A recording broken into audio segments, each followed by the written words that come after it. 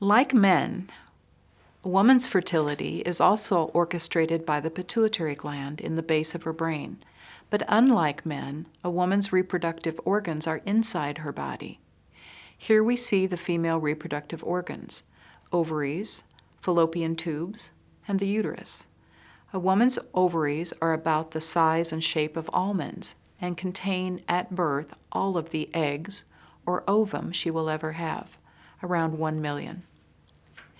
During her reproductive lifetime, only 300 to 400 eggs are actually released. The rest atrophy and are never released as mature eggs. When all of her eggs have been released or ovulated, a woman experiences menopause. Ovulation and menstruation cease. This is in contrast to sperm production in males, which is continuous. The two fallopian tubes are trumpet-shaped organs which form a connecting link from the ovaries to the uterus, and it is in the outer third of the fallopian tube, the infundibulum, where conception takes place. At the end of the fallopian tubes are the fimbria, which are finger-like projections that catch and transport the egg through the fallopian tube towards the uterus after ovulation has taken place. The uterus or womb is a muscular organ similar to a small pear in shape and size. It is connected to the fallopian tubes and is located in the lower abdomen. It's very elastic and greatly expands during pregnancy to accommodate the baby. The inner lining of the uterus is called the endometrium. Its purpose is to receive and nourish the embryo. If the sperm never reaches the egg and fertilization does not occur, then this lining degenerates and is eliminated as part of the menstrual flow. The bottom part of the uterus is the cervix that connects the uterus and the vaginal canal. Small tunnels or crypts inside the cervix produce various types of cervical mucus, depending on what stage of fertility is present. And this mucus is one of the main biomarkers observed by women who use fertility awareness methods to monitor their fertility. The vagina, a muscular tube, connects the cervix to the external genital structures. A woman's reproductive lifetime has different stages. Adolescence is the first 5 to 8 years after menarche, or first menstruation. At this time, cycles are generally longer and quite variable. This is a time of growing towards prime fertility. Maturity is about 20 to 30 years long. Cycles are generally shorter and more regular. Cycles are usually ovulatory. Premenopause is the last 5 to 8 years before menopause. Cycles are generally longer and quite variable. Fertility decreases as a woman ovulates in fewer cycles. Unlike men, women ovulate for a limited number of time, approximately 30 to 40 years, and therefore fertility during this time is cyclic. Let's look more closely at the menstrual cycle. A woman's cycle begins at the first day of bleeding. After several days of bleeding, there is a pre-ovulatory phase, which is variable in length, from month to month and from woman to woman. Once ovulation occurs, the post-ovulatory phase is fairly constant, about 2 weeks long.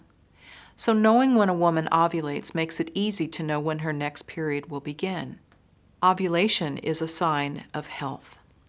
The menstrual cycle does not unfold haphazardly. It can be like an elaborate symphony. It follows a highly orchestrated pattern, and there is a sophisticated feedback system between the ovaries and the pituitary gland in the brain. Ovulation occurs on only one day in each cycle. Once the hormonal levels have triggered ovulation, the rise in progesterone prevents further ovulation. Research has shown that only once during a cycle will the hormonal levels cause the release of an egg. Ovulation cannot occur, for example, on the 10th day of a cycle and then again on the 12th or 21st day, or any other day of the same cycle. The egg lives only 12 to 24 hours, ordinarily, maybe less, if not fertilized. Sperm need the women's cervical mucus to survive because it contains sugars which aid in sperm survival.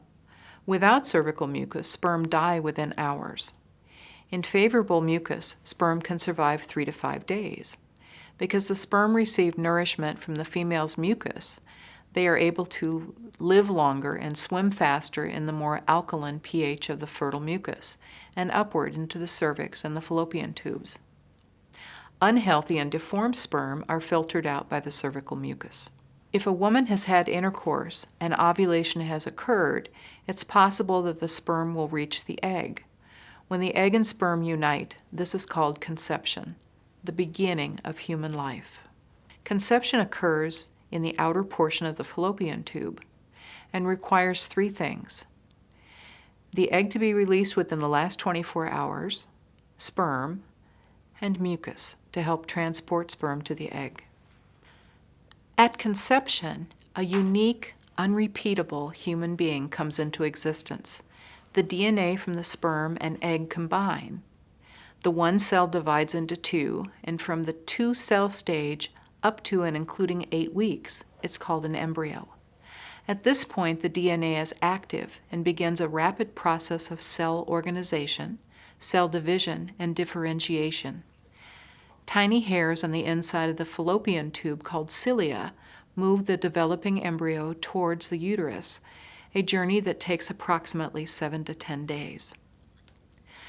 Upon reaching the uterus, the embryo implants in the endometrium, or wall of the womb, where it will continue to grow and develop for 9 months.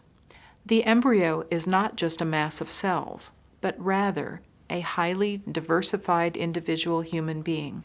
3 different types of cells, ectoderm, mesoderm, and endoderm, are already functioning in ways that will form all of the systems of the human body.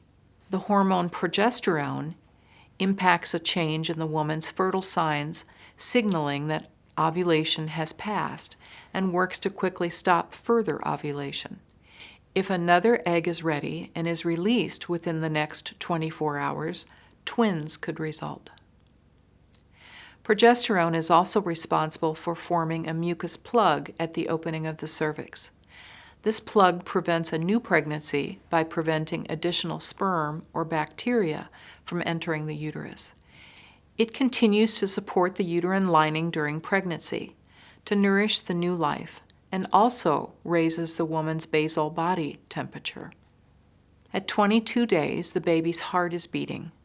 At 6 weeks, brain waves can be measured, and at 8 weeks, all of the organs are in place and functioning. Here we see the unborn child at 16 weeks of age.